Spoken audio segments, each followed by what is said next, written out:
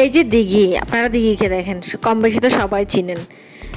এই যে মেয়েটাকে দেখছেন আপনারা, আমরা যে স্কিনের পিছনে ছুটি, কত কত টাকা খরচ করি, এই স্কিন কেয়ার ইউজ করি, এই সেই, কিন্তু ওর স্কিনটা দেখেন, গালে বেসিক্যালি ওর মুখে বয়সের একটা ছাপ পড়ছে, চামড়াটা ঝুলতেছে। এটা হয় সব মেয়েদের ক্ষেত্রে, হবে, মেয়ে বলেন পুরুষ বলেন সবার ক্ষেত্রে হবে।